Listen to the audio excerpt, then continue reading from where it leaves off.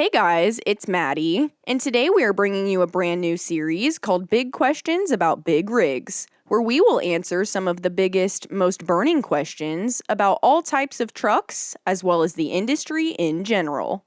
Serving as somewhat of a follow-up to our first episode of Big Questions About Big Rigs, covering why cabovers aren't seen as often in the US, today we figured we would address the opposite question: why aren't conventional trucks in Europe?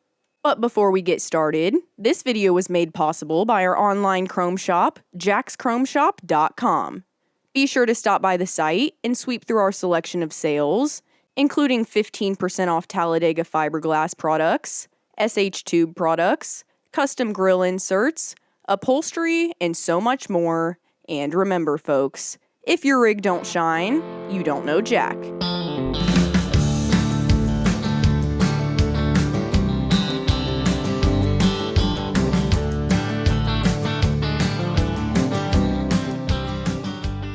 Although conventionals essentially took over completely for cabovers in the US starting as early as the late 80s, across the ocean over in Europe, quite the opposite was true, as cabovers continued to be crowned the kings of the road and conventionals remained a rarity, still seldom seen, driving abroad to this day. However, as aforementioned in our Where Did the Cabovers Go video, there are many advantages to cabover configured models that make them much more useful in other areas outside of the US. One of the most major selling points for this style of tractor is their super short wheelbase, making the model extremely easy to maneuver. This trait served the trucks exceedingly well, especially in Europe, where the roads are notoriously narrow, tight, and tough to navigate.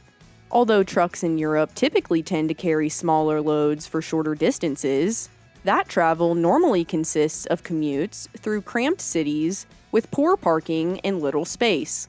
Because European terrain has proven rather difficult to drive, conventional trucks simply couldn't cut the corners, and many regulations and restrictions, including length laws, were put into place to protect drivers and ensure safety.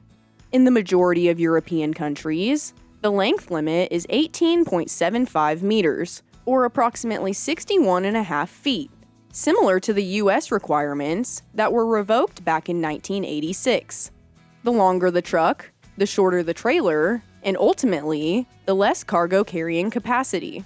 Europe's strict set of rules and regulations regarding semi-trucks meant European truck manufacturers had to make the most of the limited storage space and work with what they were given. Because of this, they were able to introduce an impressive degree of innovation, proving to produce some of the most finely engineered, efficient, safest semis in the whole world, most of which adopted the widely used cabover design. Despite their disadvantages in the American market, the compactness of a cabover naturally tends to make these trucks a better fit for European roads. In addition to the model's maneuverability, the twists and turns of the terrain also require vehicles with an enhanced level of visibility, a perfect fit for the cabover's flat-face design. Perfectly positioned directly above the engine, the placement of the driver allows for a guaranteed 180-degree view of their surroundings, as the driver not only has to deal with far fewer blind spots, but also enjoys an excellent, unobstructed bird's-eye view. Of course, being able to see your surroundings better also allows for better safety, something European cabovers are acclaimed for. Although there are definitely some major drawbacks to a cabover configuration, including the common catchphrase, "cabovers are the first to arrive on the scene of an accident," European truck engineers have made huge efforts to enhance such safety features to ensure optimal operations, including innovative cab collapsing technology upon impact. Moreover, these models are made much safer simply by their cabover engine design, which in turn impacts other safety standards by improving visibility amongst other things. Last but certainly not least, with the extremely high cost of fuel in Europe and the limited carrying capacity of cabovers, European cabovers have essentially set a new standard in efficiency, resulting in significant savings in fuel over the conventional model. and effectively countering the relatively high fuel cost across the continent. In an effort to further increase efficiency, exterior enhancements were also made in order to achieve a more aerodynamically advanced cab and ride. These aero advancements also attempted to make a more spacious and comfortable cab. Comfortability of the cabover configuration is also something that the build has struggled with since the beginning, largely due to the fact that the cab sits directly atop an axle on a severely shortened wheelbase.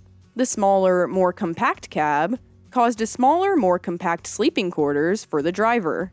And although most European trucks travel much shorter distances than seen in the States, this design proved incredibly uncomfortable, especially for long haulage. However, in more recent years, Euro-designed cabover rigs have improved quite a few important factors regarding comfort, including bigger, quieter cabs with a much smoother ride.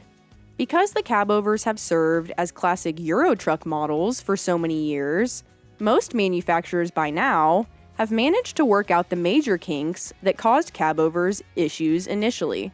However, all problems cannot be prevented. In fact, one of the most pressing problems with a cabover configuration has yet to be solved. This comes from the fact that they are exceedingly difficult to work on, as engine access is extremely limited, making these compact cabbies quite a struggle when it comes to servicing. Additionally, cabovers create even more accessibility issues by proving pretty painful to exit and enter. Throughout the years, cabover trucks have tried countless hood configurations and different engine bay designs to try to accommodate easier engine access, all to essentially no avail. Despite developing designs that allow for somewhat of a more spacious setup amongst modern-day cabovers, this style of trucks simply cannot compete with the accessibility accounted for with conventionals. Although a perfect model could never exist in either a cabover or conventional configuration, both types of trucks have found a pretty perfect fit on their own freight hauling paths. While both styles of semi-tractors aren't oftentimes built side by side, they each still serve their own individual purposes in different parts of the world to this day.